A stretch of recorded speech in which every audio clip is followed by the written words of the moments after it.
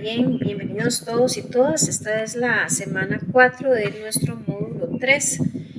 Recordarles que pues hoy al cerrar este módulo completamos la mitad del programa de formación técnica que estamos desarrollando. Así que animarlos a que continúen con ese esfuerzo, con ese interés por completar todo este proceso.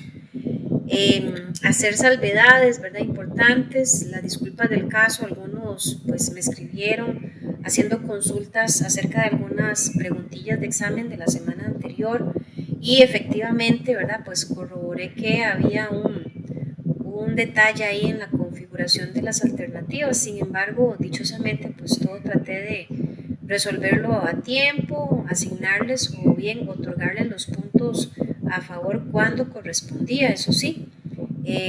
Obviamente pues la recomendación para todos y todas es que por favor hagan una buena lectura, ¿verdad? de las preguntillas, porque sí tuve ahí un par de casillos que me decían, profe, pero es que yo sé que en la pregunta decía que en orden alfabético, pero hey, yo igualmente coloqué las etapas o los procesos en orden y no sé qué, tratando de evadir, ¿verdad?, la aclaración del orden alfabético. Entonces, en esos casos, pues, por supuesto, no aplicaba la asignación de puntos, porque, pues, de ello, uno pone indicaciones y es para que las sigan, no para que quien quiera seguirlas lo haga y quien quiera no. Entonces, para que ahí por favor lo consideremos. Obviamente, pues a mí me queda como lección aprendida el tema de la configuración de unas preguntas que no están funcionando para que obviamente eso no se vuelva a presentar. El día de hoy veremos que la temática es bastante interesante, es una temática corta, por lo que yo agradecería que obviamente haya una buena participación con experiencias relacionadas al tema y con las preguntas que obviamente surjan. El examen de hoy es un examen de la materia vista hoy. Recordemos que ya no son exámenes acumulativos, sino propiamente de la temática. Y en tema de porcentajes o de ponderación a nivel de nota, cada semana equivale a un 25% de la nota. Así que en el momento en que ustedes completen el examen de hoy, ya van a poder ver la nota final del módulo. Y como siempre, recordarles que la nota mínima para pasar es 70. Hoy el coordinador de la carrera nos informó a todos los profesores que se hizo una modificación que obviamente va a ser comunicada a todos los grupos de forma oficial a través de un mensaje en estos días, pero yo les adelanto que a partir de este momento los derechos a exámenes de ampliación van a modificarse. Antes se trabajaba con un rango de nota de 65 a 69 para tener derecho al examen de ampliación. Vamos a ampliarlo de 60 a 69. Entonces, cualquier persona que tenga una nota en ese rango tendrá el chance de presentar examen de ampliación y ya pues notas inferiores a 60 obligatoriamente tendrán que repetir todo el módulo. Ahí pues les queda esa novedad, repito, que será informada en estos días por el coordinador a través del grupo de WhatsApp. No sé si alguien tiene alguna preguntita antes de iniciar la clase.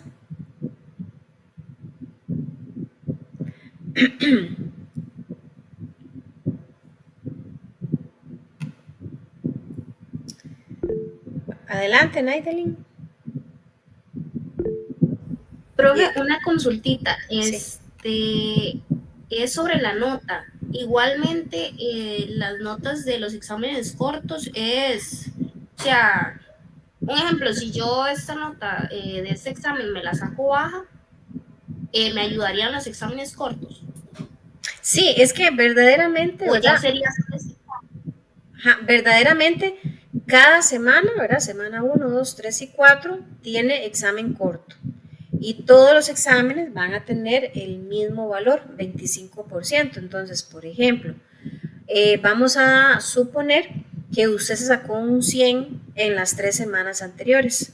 Eso significaría que usted hasta el momento tiene, es una suposición, ¿verdad? Porque no me he fijado pues en su caso real, pero suponiendo que ese es el escenario, tendría hasta el momento 75%, o sea que ya pasó el módulo. Y que lo que gane hoy, con el examen de hoy, pues ahí va sumando. No sé si Ok, le aclaro. gracias. Con gusto. Sí, sí, sí. Ok, perfecto. William, adelante. Buenas noches, profe. Buenas noches. Quería saber sobre, bueno, yo te había mandado un correo adjuntando unas imágenes que tenía dudas sobre 3 preguntas, ¿verdad? Y al último, de ahí se me anuló el envío, no se pudo. ¿Por qué? Me parecía como un error o algo así en el correo cuando yo adjunté las imágenes. Entonces, de ahí al final me puso el correo que no llegaron. No sé, William, porque como le comentaba, bueno, a todos acá al principio, ¿verdad? Recibí por lo menos unos 5 correos y sin temor a equivocarme, si no les respondí de forma inmediata, les respondí al día siguiente y solventamos. De usted, déjeme ver, solo para corroborar. William. La torta sí sería, ¿verdad? Que usted, aunque haya tenido intención de mandarme el mensajito, pues no le haya salido el mensaje como tal de la bandeja de correo, porque ya le digo, sí recibí mensajes, así que mi correo está funcionando sin problemas. Permítame un segundo, por favor. Por ahí tengo, tengo un correo que usted me mandó ayer, aquí lo estoy viendo. Sí, correcto.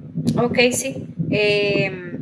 Tengo un mensaje de usted, de Garrett, Catalina, Carlos. Ok, sí, que me los enviaron entre ayer y hoy. Nada más ahí para que lo tomen en consideración. Yo no es que no les vaya a contestar. El día de hoy, pues por temas de horario de trabajo, sí no respondía y ayer domingo, pues, ayer lunes respondí hasta cierta hora, ¿verdad? Hice como un corte, entonces probablemente entre hoy y mañana yo les doy respuesta ahí a los que están pendientes de atender, así que mucha calma. Gracias, profe. Con mucho gusto. Hago también salvedad, me pasó, no recuerdo si fue en este grupo o en otro, pero una persona por ahí como que llamó a servicio al cliente, ¿verdad? Y dijo, mire, que es que yo le mandé un correo a la profesora Nancy y no contesta. Y empezamos a buscar y yo nunca recibí ningún correo de esa persona. Encontramos que la persona lo que hizo fue escribirme en la plataforma. Y ahí, ¿verdad? Pues yo tengo el respaldo en la clase número 1 del módulo 1, que el medio oficial de comunicación con mi persona es el correo, no es el WhatsApp, ni tampoco es la plataforma. Los que me escriben por WhatsApp, lamentablemente de una vez los bloqueo, porque yo no tengo obligación de responder WhatsApp. Los que me escriben en plataforma, yo no reviso la plataforma, los mensajes, la plataforma solamente es para dar clases. Entonces, no es que yo no quiera contestar, es que no están siguiendo las instrucciones dadas desde un principio, ¿verdad? Ahí para que lo tomemos en consideración. Bien, no sé si alguien más tiene otra consulta, si no arrancamos.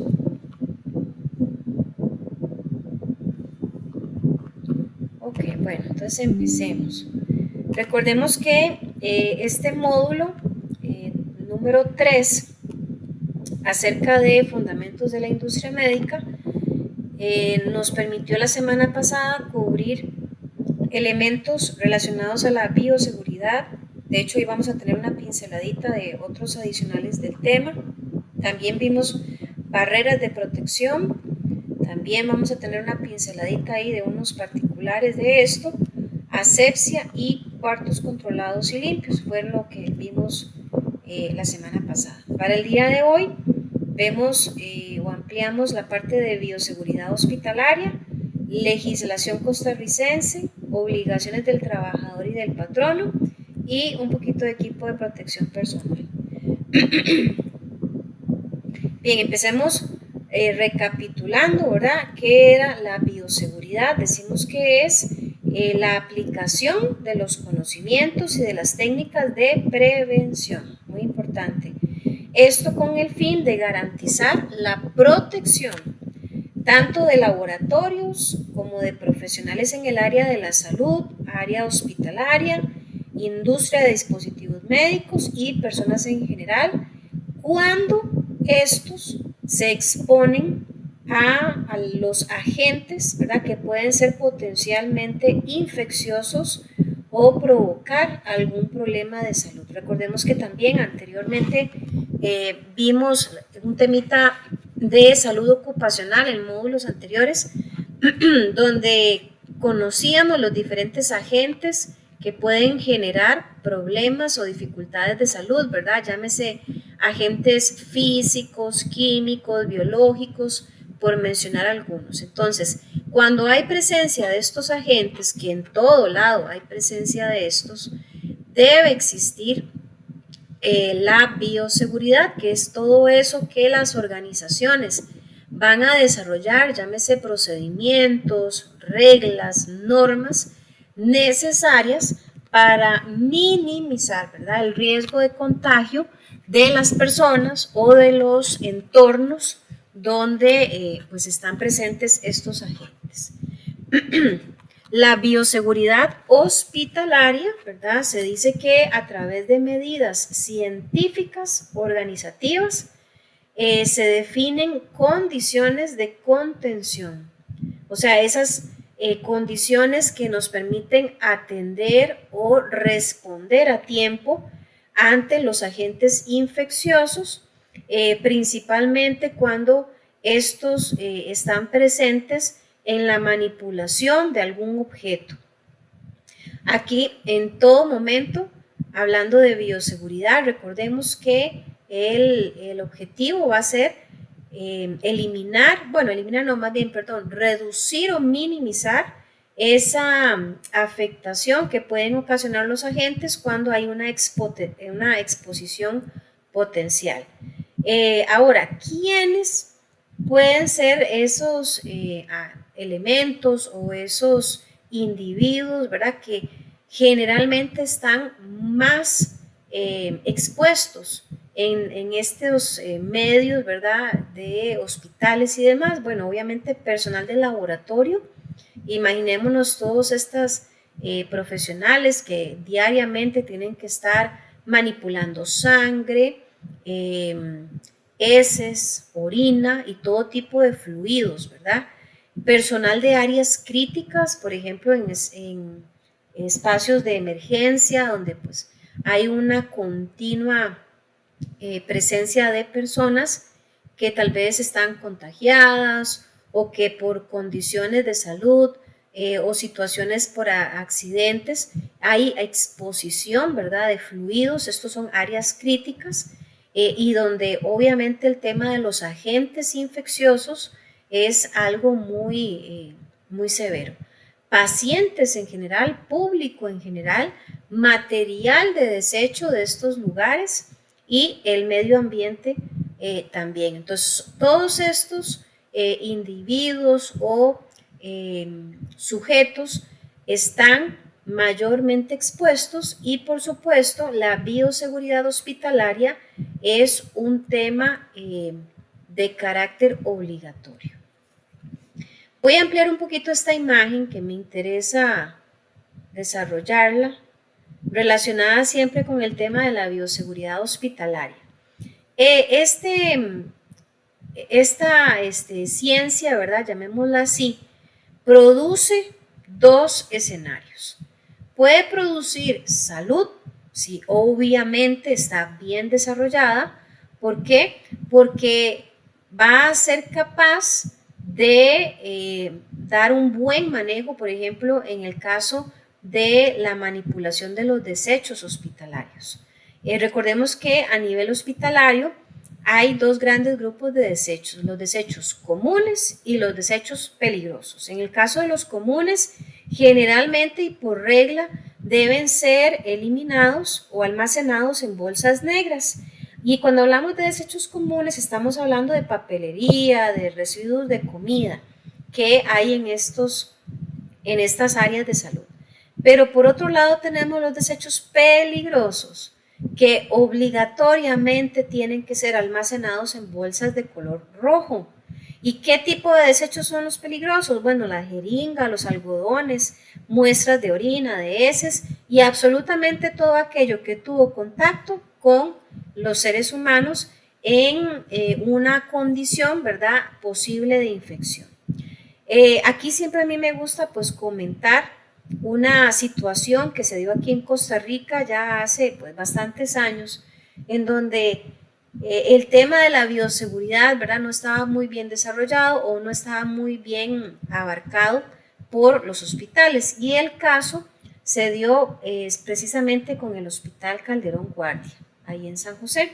Resulta y sucede que, como todos sabemos, hay un día a la semana o varios días a la semana en donde está programada la visita del transporte del manejo de basura, ¿verdad? Lo que llamamos la recolección de basura. Resulta y sucede que en aquella época o en aquel momento la manipulación de los desechos peligrosos estaba hecha bien a medias. ¿Qué quiere decir con a medias? Que bueno, se utilizaban bolsas rojas, sí. El problema estaba en que cuando estos desechos peligrosos se sacaban del hospital para dejarlos al alcance de los recolectores de basura, ahí había un problema severo, y es que donde se colocaban estos desechos estaban prácticamente a vista y paciencia de cualquier persona que transitara por el lugar. Y lamentablemente, ¿verdad?, esto es la cosa más severa del tema, es que se empezaron a detectar varios casos de personas de la calle, ¿verdad?, hablando de lo que comúnmente digamos mencionamos o nos referimos como los indigentes, casos de indigentes que estaban presentando situaciones de infecciones y de condiciones de salud alteradas a niveles, digamos, poco normales. Empieza a hacerse una investigación porque se empiezan a dar muchos casos y se encuentra que lamentablemente los indigentes estaban al tanto de cuando sacaban estos desechos peligrosos para abrir bolsas y sacar algodones que estuvieran empapados en alcohol, lamentablemente para succionar el alcohol de los algodones. Entonces, por favor, imaginémonos, ahí las disculpas del caso si a alguien se le revuelve el estómago, ¿verdad? Pero son las tristes realidades que pueden vivirse. Y estos indigentes, pues con el ánimo de saciar su problema de alcoholismo, estaban encontrando una fuente, ¿verdad?, muy fácil de acceso para tener alcohol. Lo que no estaban valorando es que esos algodones habían sido utilizados en cirugías, en curaciones. Entonces imagínense, ¿verdad?, la cantidad de agentes biológicos que estaban presentes en estos algodones y lo que estaba ocasionando. Entonces no solamente era los indigentes que estaban siendo lamentablemente dañados, ¿verdad?, recibiendo las consecuencias de esto, sino también la afectación que estos contagios podían generar en la población que estuviera alrededor de estas personas. El tema de contaminación, porque no era que se detenían ahí a agarrar los algodones, a absorberlos en el lugar y se iban, no, es que los agarraban y se los llevaban, y cuando ya hacían lo que tenían que hacer, los desechaban como si fuera cualquier cosa en la calle. Entonces, cuando se detecta esta anomalía, ahí, ¿verdad?, obviamente hay una alerta, se determina que no hay un buen manejo de la bioseguridad en esa parte del proceso. Y obviamente, pues, se crean nuevas formas en donde se garantice salvaguardar esos desechos de manera que ninguna persona externa tuviera acceso a los mismos. Obviamente ese tipo de desechos no son transportados por los recolectores de basura regulares que nosotros usamos o conocemos a nivel, digamos, de casas, porque precisamente, inclusive, este tipo de desechos tienen que ser transportados de forma segura. Ahora bien, si vemos en el esquema, también dice que la bioseguridad puede producir enfermedad. ¿Y por qué enfermedad? Porque si está mal desarrollada o del todo no está desarrollada, obviamente puede haber un mal manejo o manipulación de los desechos y esto podría provocar, ¿verdad?, casos de hepatitis B o VIH, entre otros, como el caso que les estoy comentando de los indigentes. Entonces, sí o sí, ¿verdad?, la bioseguridad representa un reto, pero también una obligación de todos estos centros hospitalarios por garantizar la protección de la ciudadanía en general. Recordemos que la semana pasada también cuando hablábamos un poquito, ¿verdad?, de bioseguridad, sacamos a tema el tema de la universalidad de las barreras de protección y hoy estamos hablando pues del manejo de residuos que forma parte de esto. Cuando hablábamos de la universalidad, hacíamos énfasis en que esto es un tema de todos, ¿verdad? No es algo exclusivo solamente para los doctores, para los enfermeros, no. Esto es algo que compete a toda la población, porque pueden haber grandes esfuerzos por parte de los hospitales por garantizar un buen manejo de situaciones riesgosas, pero ¿qué hacemos con que el esfuerzo sea solamente de ellos si la población de afuera, llamémoslo así, no tiene el mismo compromiso? Entonces tiene que ser algo en conjunto. Y obviamente aquí lo que se busca es minimizar o evitar infecciones en las personas. En cuanto a las barreras de protección, hablábamos de que ellas nos permiten, ¿verdad?, minimizar la afectación cuando se encuentra alguna exposición importante de agentes de riesgo. Hablábamos de la inmunización activa, que eran pues vacunas, pero también hablábamos de esas barreras físicas, que eran guantes, mascarillas, ¿verdad?, cofia, etcétera. Todos estos ejemplos de barreras que deben ser utilizadas de forma correcta.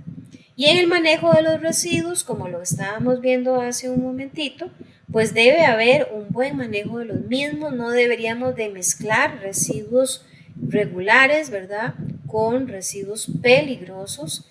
Tiene que haber una buena política, ¿verdad?, y una buena administración de estos.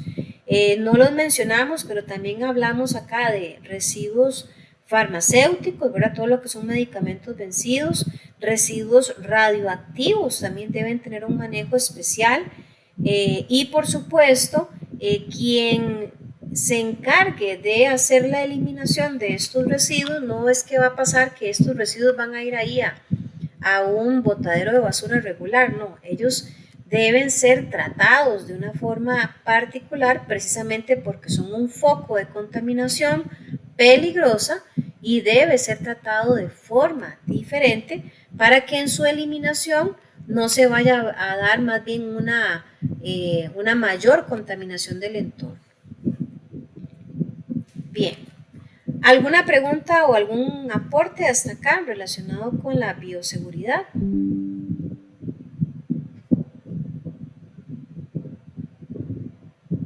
¿Alguien podría ser tan amable de comentarme, de analizar un momentito, cómo podemos relacionar la bioseguridad con la industria de dispositivos médicos? ¿Quién me ayuda?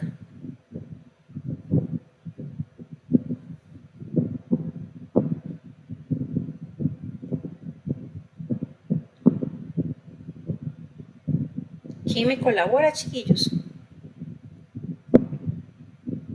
¿Cómo podemos relacionar bioseguridad con industria de dispositivos médicos, con las labores que algunos de ustedes que trabajan en este tipo de empresas realizan. Si no, voy a pedir aquí, vamos a ver a quién le preguntamos. Tal vez me ayuda, vamos a ver, aquí por orden de lista, Iliana. ¿Cómo considera usted que se relaciona la bioseguridad con dispositivos médicos? Profe, estoy manejando en este momento. Ah, ok, gracias. Jocelyn, no hay cuidado. Jocelyn.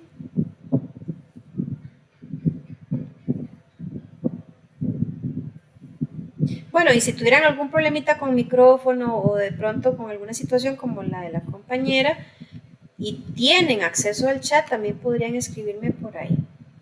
Karen.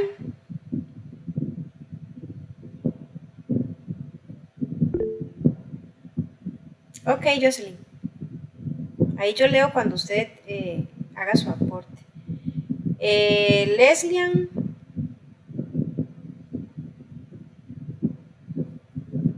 ¿De qué pasó? Naidelin. Sí, profe, Hola. Hola, a lo que yo opino, a lo que personalmente yo hago, nosotros utilizamos jeringas y nosotros tenemos tarros específicos para eso, tenemos tarros específicos para químicos, para productos con procesables. Entonces yo creo que ahí sería parte de todo, porque como tienen que separar todo por industria médica, ya que todo lo vuelven a reutilizar, y entonces ahí sería parte también de bioseguridad. Ok, excelente, gracias, muy bien. William. Profe, considero que puede ser desde lo más básico, desde cuidar el uso de protección personal y limpiar, o por ejemplo, las personas que hacen la limpieza, que ellos son la primera barrera, que evitan la contaminación. Ok, muy bien, excelente. Bien. La salud ocupacional, también un temilla que habíamos repasado, ¿verdad? En módulos anteriores. Recordemos que trataba de actividades que las empresas debían de realizar de forma constante con el objetivo de fomentar y mantener el más alto grado posible de bienestar físico, mental y social de los trabajadores. Aquí se buscaba adaptar a cada persona, ¿verdad?, a su ambiente de trabajo y que cada función o trabajo se adaptara a las personas. Entonces, la salud ocupacional tiene una estrecha relación con la bioseguridad, porque si estamos bajo esa visión de prevención, de evitar infecciones, de evitar o minimizar al máximo posible el riesgo de contagios, de una u otra manera estamos hablando también de salud ocupacional, porque estamos garantizando, fomentando ese bienestar físico de las personas. Para nadie es un secreto que cuando una persona, por ejemplo, tiene una enfermedad, la enfermedad no solamente va a dañar su cuerpo, sino que de una u otra manera puede afectar la parte mental de la persona, ¿verdad? Yo he conocido casos en donde tal vez una enfermedad, una situación que se presentó a raíz del trabajo se ha alargado demasiado y la persona no solo tiene que lidiar con su dolor físico, sino que también empieza a lidiar con preocupaciones de cómo voy a hacer para pagar cuentas, gente que se deprime, ¿verdad?, de sentirse enfermo. Entonces es un efecto dominó, llamémoslo así, que puede acarrear obviamente consecuencias muy negativas si la bioseguridad no está presente, y aquí entonces se fallaría en el tema de la salud ocupacional. Por eso cuando yo escucho a algunos colaboradores que a veces hasta se quejan, es que en esa empresa se pasan de la raya, son demasiado exigentes, es demasiado y hasta lo llaman ridículo, ¿verdad? Es muy militar el asunto y lo hacen ver como algo tétrico, como algo malísimo. Más bien deberíamos de ser agradecidos porque esas empresas que son tan estrictas están garantizando procesos de bioseguridad y obviamente hay un compromiso muy fuerte con el tema de la salud ocupacional. Por aquí vi que participaron en el chat la compañera Leslian dice: yo considero que la bioseguridad viene siendo la labor de calidad en industria médica, ya que hay que tener cuidado con los catéteres, en el caso, con los que trabajamos al no tocar el suelo, usar equipo de protección al entrar, 6 S, ok, perfecto. Sí, esto de hecho es una labor, ¿verdad? No solamente de calidad, de hecho les comento que particularmente el área de recursos humanos y el área de salud ocupacional, porque muchas empresas tienen un departamento que se llama así, son los encargados, ¿verdad?, de desarrollar todos estos procedimientos, normas y reglamentos, precisamente para garantizar ambientes seguros. Ok, ¿cuáles son los peligros laborales más comunes que se encuentran en las empresas? Bueno, hay peligros de seguridad, como por ejemplo derrames, alturas a las que una persona tal vez tiene que manipular algo, maquinaria, electricidad, espacios confinados. También pueden ser peligros físicos, como por ejemplo la exposición a la radiación, a rayos UV, a temperatura extrema, ruido fuerte. Hay peligros de ergonomía, por ejemplo el mal levantamiento de las cargas, puestos de trabajo, mala postura. En el caso del levantamiento, ¿verdad? Parece mentira, pero hay personas, y yo voy a empezar por mi persona, que por un descuido, por no hacer las cosas bien, termina uno lesionado, ¿verdad? Por una singraciada. Y fue levantar una caja, levantar una carga, ¿verdad?, de forma incorrecta. Aparece de una vez un dolor, ¿verdad?, severo en la columna. Y bueno, yo que ya les digo, ya lo he vivido, representa algo bastante molesto, muchas veces se alarga demasiado, costoso, porque si lo tratamos por fuera, pues hay que comprar mucho medicamento, que es bastante carito, y lamentablemente cuando uno tiene ahí un problemilla por un mal levantamiento de carga, aunque uno lo resuelva, digamos, en el corto plazo, no es raro que se siga presentando a futuro, como que queda, digamos, lesionada, llamémoslo así, esa zona del cuerpo, y entonces es un poquillo más sensible de lo normal. Déjenme ver si fue que alguien levantó la mano.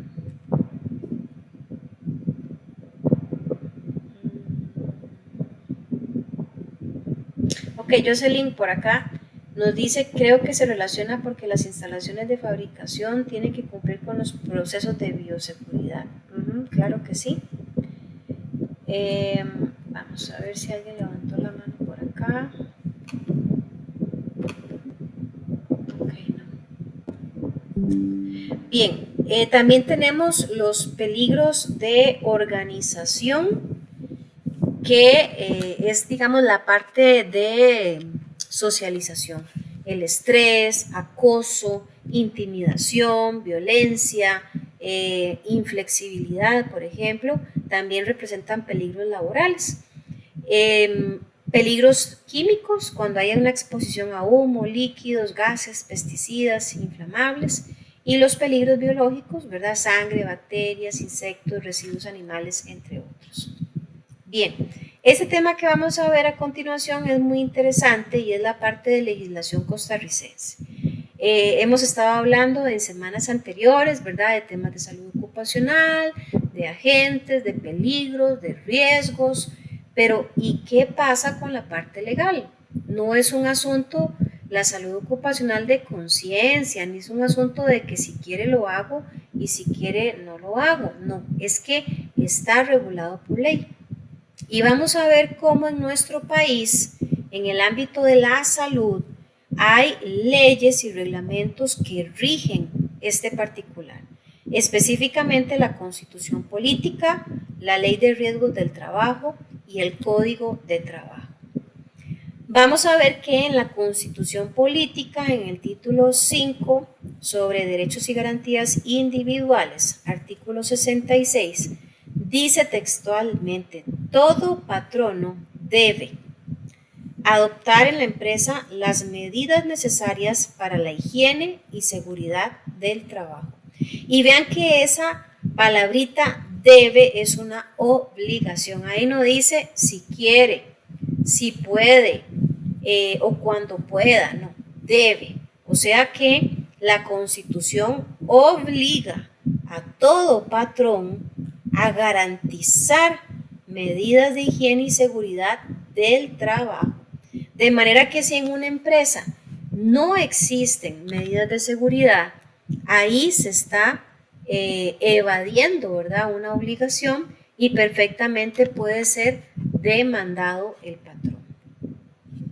En el caso de la ley 6.727, que es la ley de riesgos del trabajo, en su artículo 195 nos dice que constituyen riesgos del trabajo los accidentes y las enfermedades que ocurran a los trabajadores con ocasión o por consecuencia del trabajo que desempeñen en forma subordinada y remunerada, así como la agravación o reagravación que resulte como consecuencia directa, inmediata e indudable de esos accidentes y enfermedades. O sea, ya esta ley está tipificando, ¿verdad?, que cualquier situación que sea consecuencia de las labores que yo como trabajador realizo son un riesgo. Entonces, si yo tengo una afectación física por las tareas que realizo, ahí hay un riesgo de trabajo. Y esto representa una responsabilidad por parte del patrón a atender. Recuerden que inclusive, ¿verdad?, semanas anteriores vimos un poquito acerca de los accidentes e incidentes de trabajo y vimos en su momento que los accidentes de trabajo representan costos directos e indirectos, tanto para la empresa como para el trabajador, porque no es ningún beneficio que una persona resulte afectada, ¿verdad?, en su ambiente de trabajo a causa de las labores que realiza. Eso representa incapacidades, obviamente una afectación física y emocional en el trabajador, puede afectar la producción de la empresa, puede dañar la imagen del negocio, en fin, hay muchas situaciones que pueden acarrearse a causa de accidentes o enfermedades de trabajo. Yo también les comenté en su momento los casos lamentables de algunos trabajadores en Limón, ¿verdad?, años atrás, por su exposición a los plaguicidas que se manejaban de forma indiscriminada en esas zonas, y obviamente todo lo que sea consecuencia. Vean qué importante ahí en el párrafo, vamos a ver, en el párrafo 3, en la línea 3, perdón, dice, desempeñen de forma subordinada y remunerada. Y esto es clave, ¿verdad?, para temas de demandas. Cuando hay personas que son contratadas y les dicen, mira, usted tiene que trabajarme por un periodo de prueba, pero no me firme contrato todavía. Hasta pasado cierto tiempo me firmas contrato. Sin un contrato firmado, muchachos y muchachas, ahí no hay lo que se llama subordinación, porque la subordinación y la remuneración, que es el pago, ¿verdad?, por el trabajo que se realiza, generalmente está respaldado por un contrato de trabajo.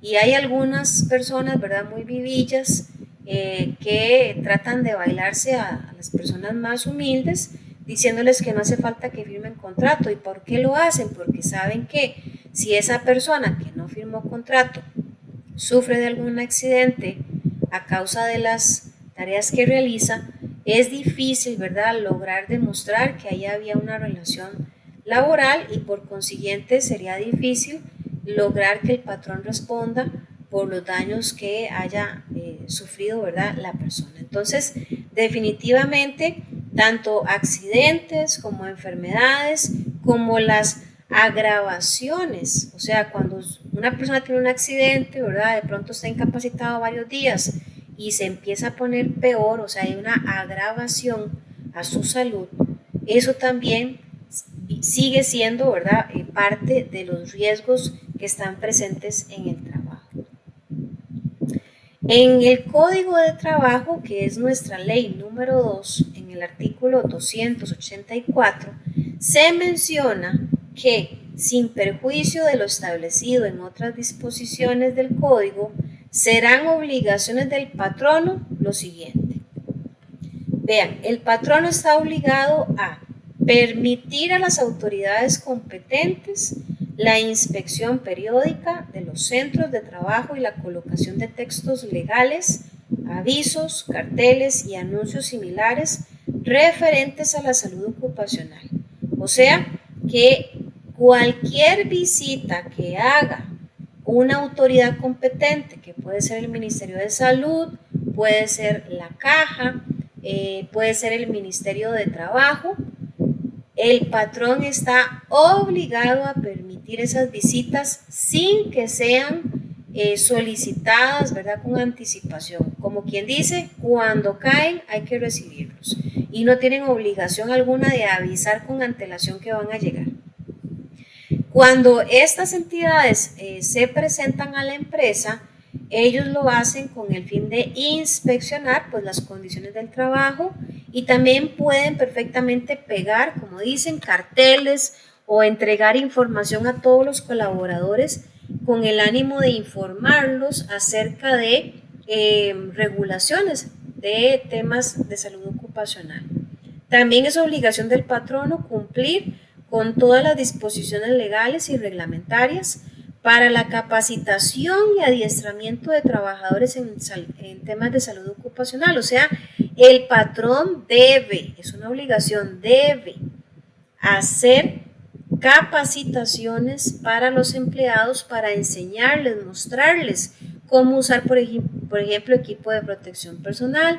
Veíamos semanas anteriores, deberían de ser constantes en una capacitación, por ejemplo, en el manejo de extintores, en el manejo o manipulación, por ejemplo, de productos de limpieza, en fin, todo lo que tenga que ver con salud ocupacional debe ser de carácter, digamos, formativo por parte del patrono. El patrono no siempre puede esperar a que los empleados por cuenta propia vayan y paguen un curso afuera donde les enseñen, por ejemplo, a cómo hacer levantamiento, qué sé yo, de cargas pesadas.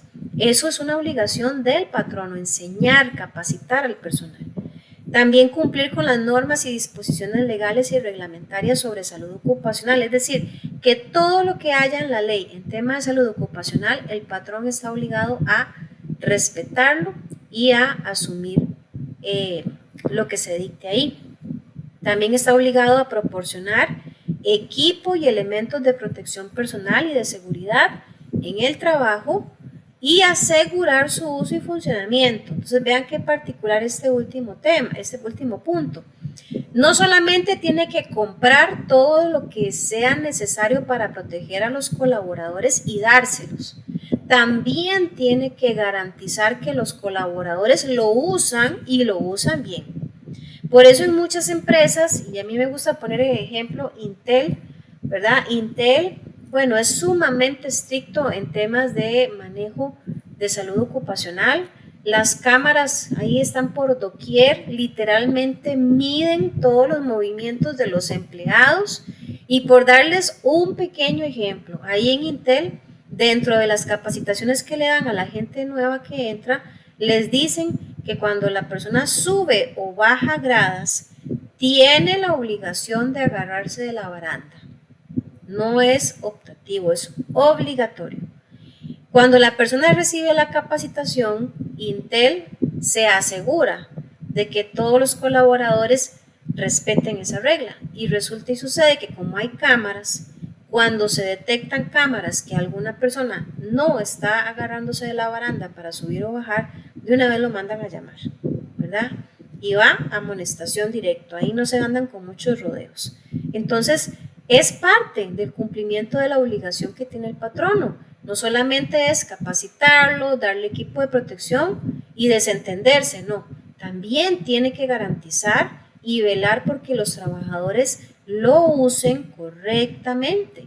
Porque ¿de qué sirve que el patrón venga y haga una inversión millonaria en equipo de protección, pero resulta que solo la mitad del personal lo usa? Porque la mitad le da pereza, se le olvida. Entonces, ¿qué va a pasar cuando ese personal que le da pereza no lo usa y tiene un accidente? ¿A quién van a culpar?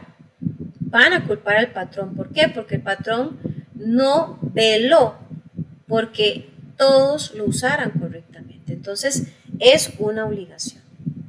Ahora bien, es muy bonito hablar del patrón, ¿verdad? Partiendo del hecho de que todos nosotros en general somos trabajadores, no patronos. Porque uno dice, hey, sí, el patrón es el culpable de todo, él es el que tiene todas las obligaciones. No, un momentito. Nosotros como trabajadores también tenemos obligaciones y vamos a verlas a continuación. Siempre en el Código de Trabajo, en el artículo 285, nos dice que todo trabajador deberá, vean esa palabrita, deber es obligación, deberá acatar y cumplir en lo que le sea aplicable con los términos de esta ley, su reglamento, los reglamentos de salud ocupacional, que se promulguen, y las recomendaciones que en esta materia les formulen las autoridades competentes. O sea, nosotros los trabajadores tenemos la obligación de cumplir con todos los reglamentos, con todas las leyes en aspectos de salud ocupacional. No es si queremos, es que es una obligación. Serán obligaciones del trabajador también algunas disposiciones que vemos a continuación. Someterse a exámenes médicos que establezca el reglamento de la ley u órdenes dadas por las autoridades competentes. Aquí yo creo que probablemente todos los que hemos trabajado alguna vez hemos tenido que participar de procesos de exámenes médicos, ¿verdad? Que doping, exámenes de sangre, exámenes de la vista, bueno, de destrezas, en fin. Todo examen médico que se utiliza generalmente como un filtro antes de la contratación y algunos exámenes que se dan ya durante la relación laboral como una manera normal y regular de control, son obligatorias. No es que si yo quiero, que si es mi derecho, que si yo no quiero, no. La ley nos dice, usted tiene que someterse a sus exámenes médicos, punto. Y si usted no quiere, renuncie o espérese que lo despidan, ¿verdad? Y perfectamente frente a un despido por este particular, ahí no hay derecho a nada, ¿verdad? Se pierden derechos. Colaborar y asistir a los programas de capacitación relacionadas con salud ocupacional. ¿Por qué? Porque si hace un momento decíamos que el patrón está obligado a capacitar, ¿cómo no vamos a obligar al trabajador a participar de las capacitaciones, ¿verdad? Sería ilógico. Participar en la elaboración, planificación y ejecución de programas de salud ocupacional en los centros de trabajo. Es muy común que se hagan las conocidas brigadas, ¿verdad? En las empresas, donde a veces se hace de forma voluntaria y a veces son a dedo. Los jefes escogen, ¿verdad?, algunos colaboradores y les dicen, bueno, ustedes van a desarrollar algún programa de salud ocupacional que sea necesario para la empresa y eso es obligatorio. Ahí no vale la pena hacer berrinches ni sacar excusas de que no tengo tiempo, de que eso no me gusta o no, es obligación. Utilizar, conservar y cuidar el equipo y elementos de protección personal que el patrón otorgue. Eso también es una correspondencia a la obligación del patrón que vimos al final, donde si el patrón está obligado a comprar todos los artículos de protección para proteger a los trabajadores, por parte del trabajador hay la obligación de usarlos correctamente, de conservarlos y de cuidarlos, porque sería muy injusto, ¿verdad?, que el patrón invierta mucho dinero en comprar equipo y que el trabajador sí está bien, lo usa bien, pero resulta que no lo cuida, lo daña, lo hace tirado contra el piso, lo patea, lo revienta, no. Entonces también la ley nos obliga a cuidar esos equipos de protección, porque a fin de cuentas son activos de la empresa. Bien, yo por acá les traje unos ejemplos, unos datos muy interesantes estadísticamente hablando, relacionados con temas de accidentes laborales. Esta primera estadística son accidentes laborales por sexo, ¿verdad? Sin ánimo de que nadie ahí se me vaya a ofender, desarrollados por el INS en el año 2021. Vean qué interesante.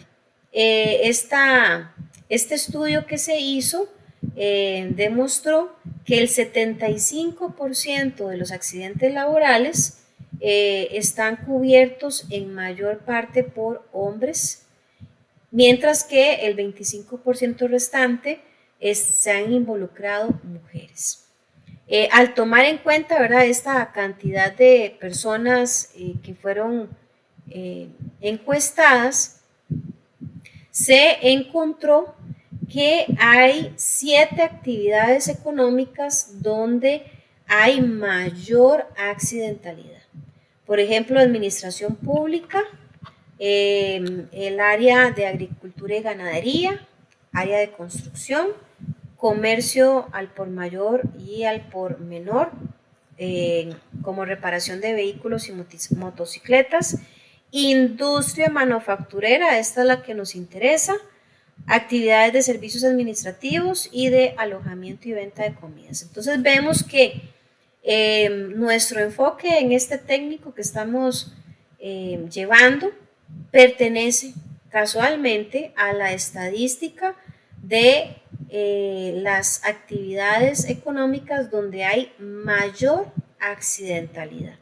Ahora, ¿por qué estamos hablando de accidentalidad? Porque muchas veces, si detalláramos a profundidad el tema de los accidentes laborales, muchos de esos accidentes son por descuidos o irresponsabilidades de parte del trabajador. Entonces, el patrón ha cumplido con procedimientos, con dar todos los equipos necesarios, con velar, ¿verdad?, porque se cumpla todo, pero donde empiezan a observarse mayormente fallas es en el trabajador, ¿verdad?, porque tal vez hay descuidos, hay desinterés, hay una falta de responsabilidad por seguir normas, entre otros.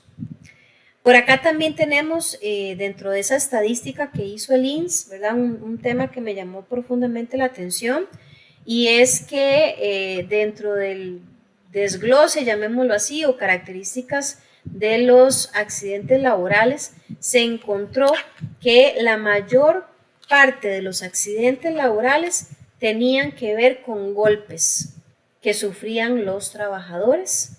Esto un 12%, un 10% estaba relacionada con caídas a un mismo nivel, un 9% se relacionaba con caídas a niveles distintos, ¿verdad?, tal vez subiendo gradas o bajando gradas, y un 6%, vean lo que hablábamos hace un momentito, por esfuerzos físicos, ¿verdad? Esa mala maña que tienen algunos, y lo digo con todo respeto, se le da mucho más a los hombres que a las mujeres, la mala maña de querer cargar pesos que sobrepasan su capacidad, ¿verdad?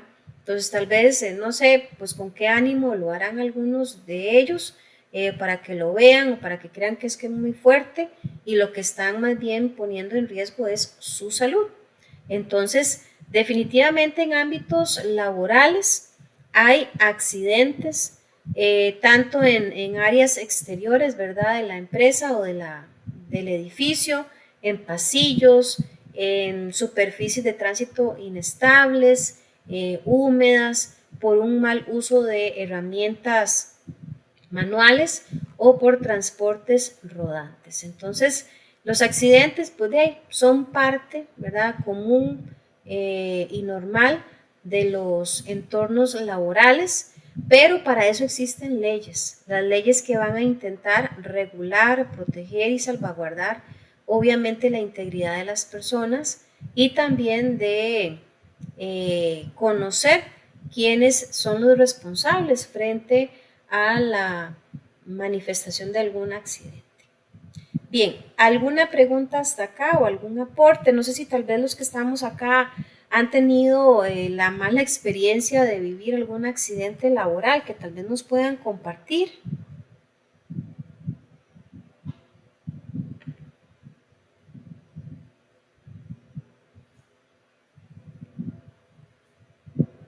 Alguno que nos comparta experiencias o han tenido la dicha de que los que están aquí conectados nunca nadie ha sufrido un accidente laboral. Adelante, Karen. Buenas, bueno, tenía un compañero en la línea que en la empresa que estaba pasada, que era industria médica igual, tenían que levantar muchas cargas pesadas y duró 3 años ahí en el mismo puesto y no lo cambiaba. Se murió la columna y terminó con desgaste. Uy, no, qué terrible, ¿eh?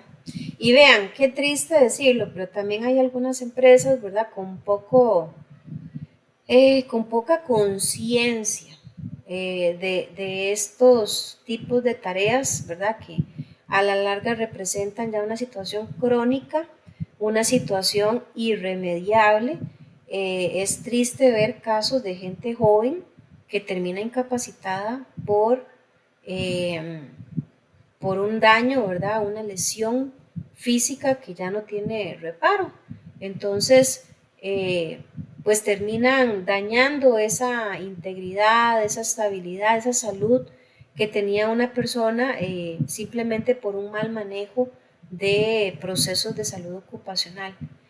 No recuerdo si yo a ustedes les conté, creo que sí, la situación del compañero, ¿verdad?, que sufrió pérdida de un ojo y de como un 70-80% del otro ojito por un tema de bacteria.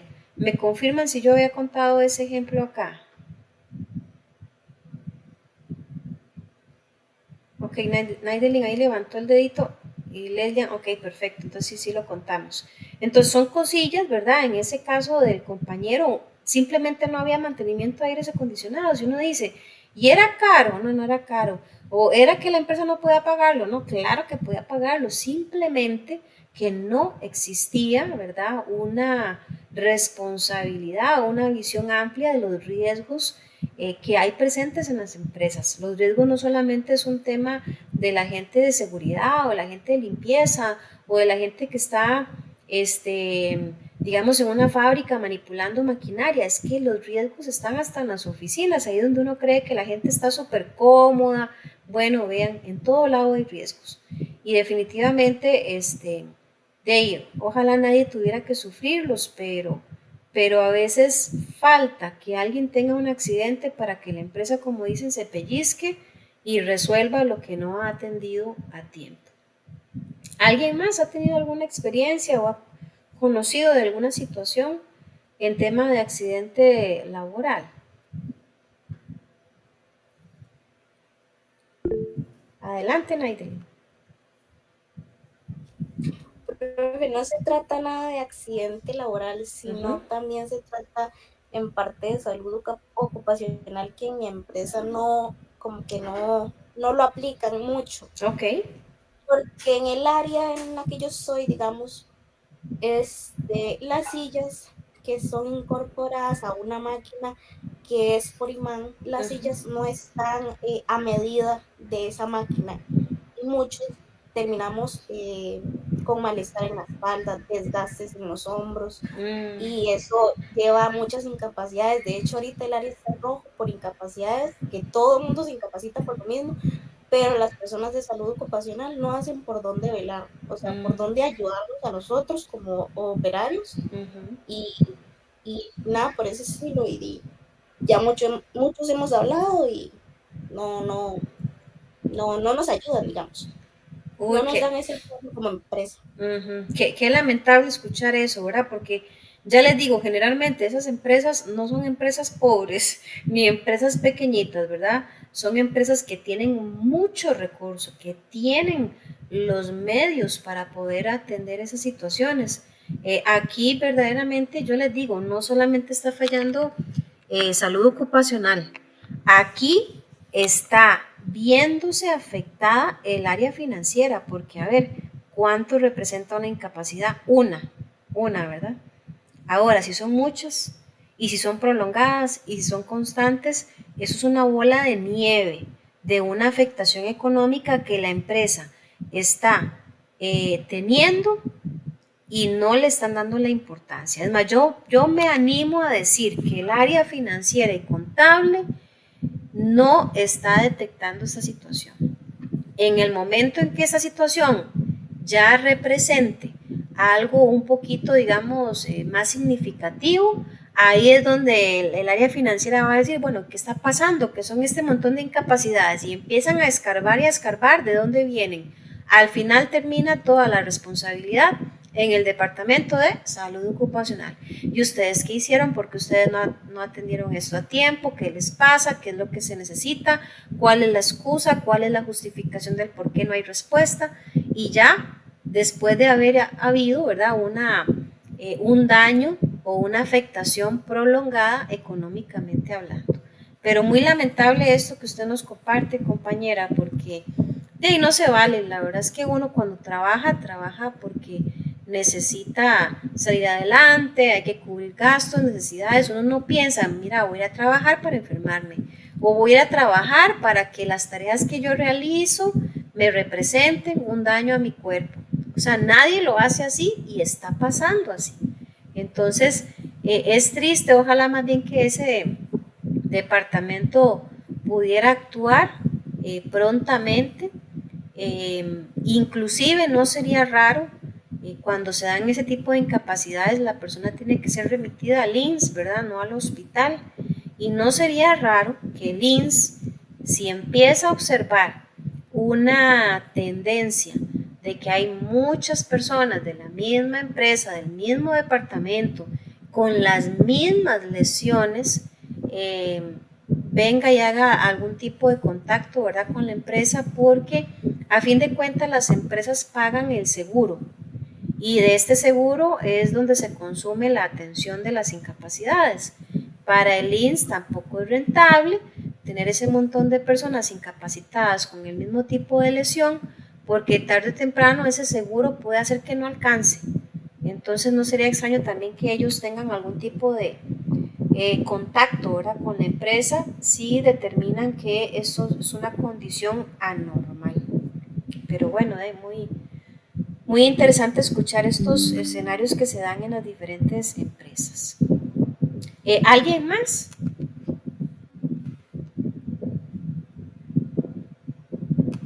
Ok, bueno, siempre en temas de salud ocupacional, aquí como dato curioso, conocer que la OPS, ¿verdad?, que es la Organización Panamericana de la Salud, es una organización que se especializa en la salud pública de las 3 Américas. Trabaja día a día con todos los países de la región en búsqueda de mejorar y proteger la salud de la población. Esta organización brinda mucha cooperación técnica en temas de salud a todos los países miembros y también vela porque la salud sea incluida en todas las políticas de los países, ya que todos los sectores deben ser parte de asegurar que las personas vivan más y mejor y mejores años y que tengan mejores años de vida, ¿verdad?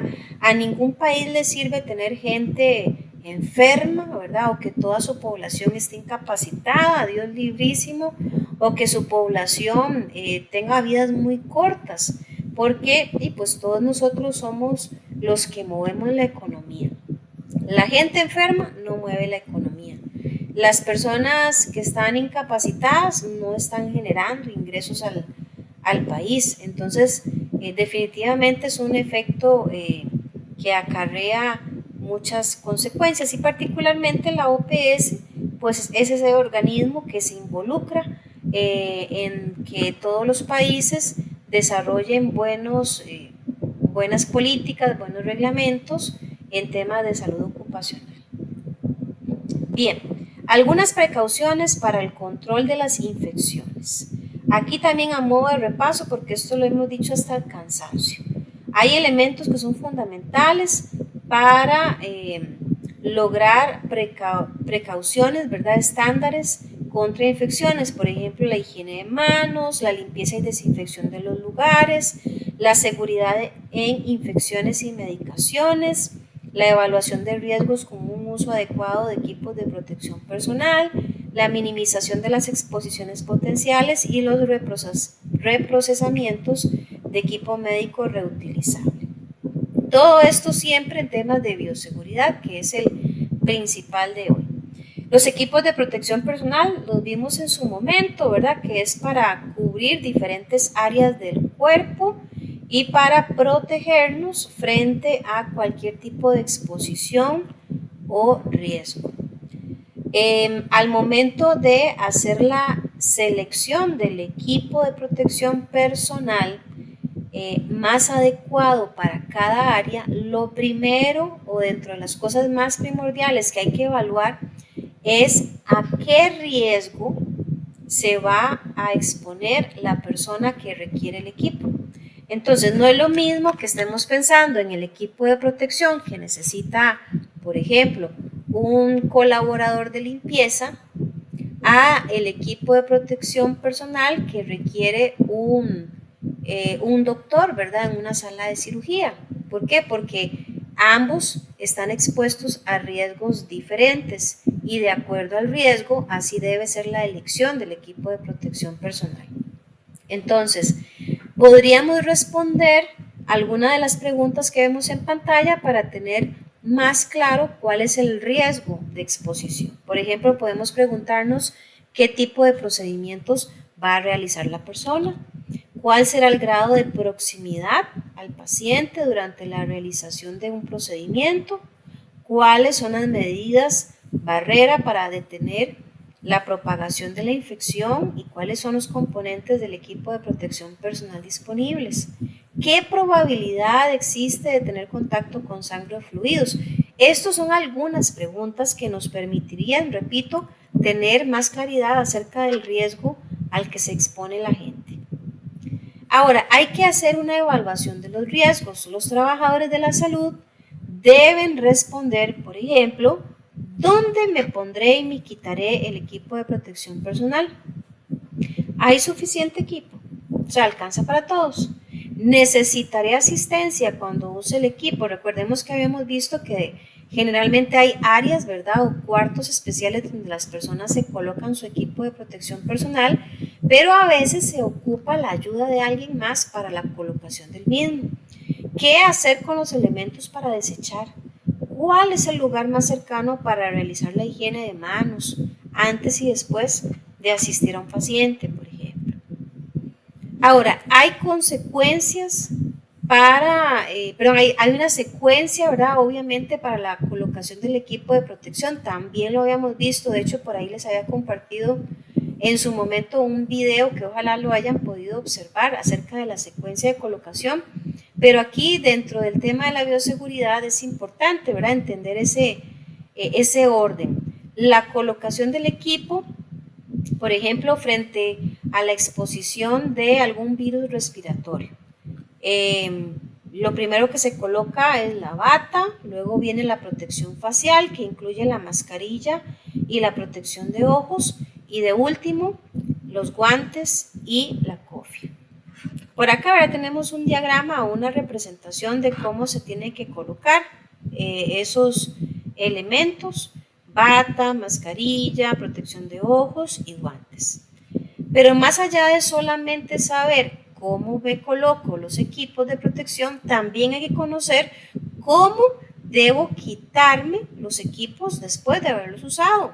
Porque si yo no hago un orden correcto, puedo contaminarme, o sea, puedo haber estado protegida durante el proceso de manipulación tal vez o de exposición a un riesgo y después vengo y cometo el error de quitarme una de las piezas en un orden incorrecto y me termino contaminando.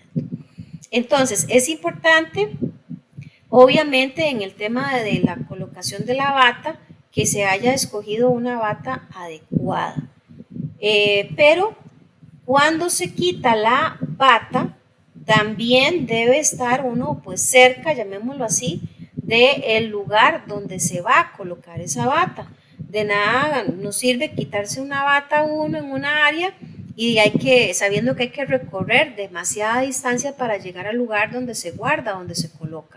Hay que estar cerca de esas receptáculos, ¿verdad? Donde se guardan o se resguardan los equipos que ya han sido utilizados y en algunos casos los que son reutilizables pues serán llevados a lavandería. Los que son desechables obviamente también tiene que haber un lugar específico para colocarlos. Y después hay que hacer higiene de manos, porque todo lo que se tocó, se manipuló, que estaba sucio o contaminado, pues va a transferirse de forma muy sencilla a las manos.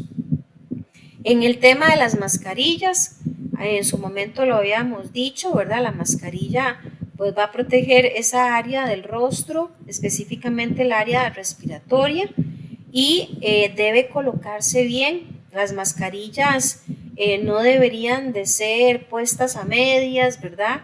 Sino que deben ser bien colocadas. De hecho, se recomienda que antes de manipular las mascarillas haya un buen lavado de manos, inclusive después de que se utilizó la mascarilla, se recomienda que se le aplique alcohol, ¿verdad?, sobre la superficie, se le corten los elásticos, esto como para garantizar que nadie la pueda volver a reutilizar.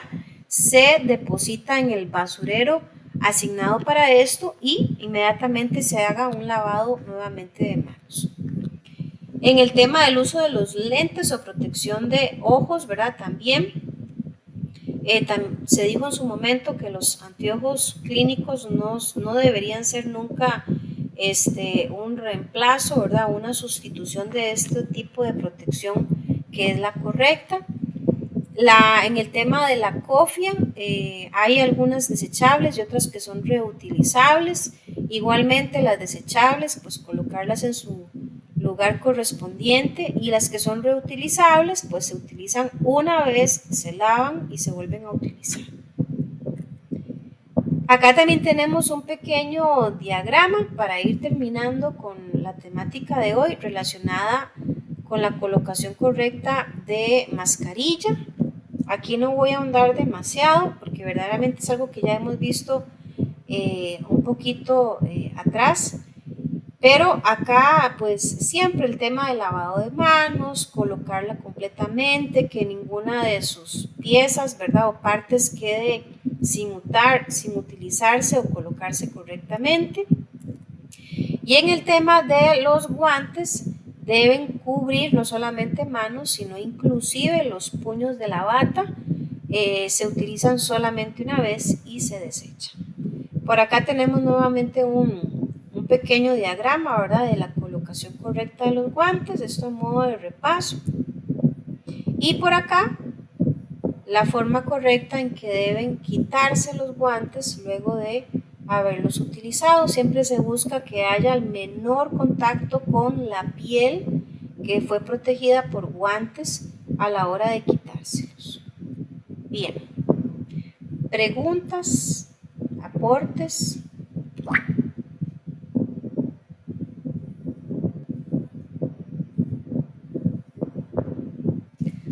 Ok, bueno, entonces si estamos claritos con toda la información, muchachos y muchachas, estaríamos de esta manera concluyendo, ¿verdad?, este módulo 3. Me parece que el examencillo quedaría habilitado después de las 8 de la noche y siempre con duración de una semana como máximo para completarse. En el momento en que decidan resolverlo, tendrían el examen habilitado por 3 horas únicamente y con un solo intento para resolverlo. Dudas siempre por correo electrónico y Dios mediante, ¿verdad? De hoy en 8, yo igualmente les confirmo, como siempre, la hora en que iniciaríamos con el módulo 4, pues nos estaríamos viendo de la misma manera. Ahí, por supuesto, que cuando llegue el momento, se les habilitará el módulo 4 para que puedan ingresar y desarrollar la misma dinámica que hemos hecho hasta el momento. Si estamos claros con toda la información, jóvenes, dejamos entonces hasta acá la clase, agradecerles el tiempo, desearles una feliz noche y estamos en contacto, si Dios lo permite, la próxima semana. Bueno, profe, buenas noches. Muchas gracias, profe. Buenas noches, con mucho gusto, hasta luego.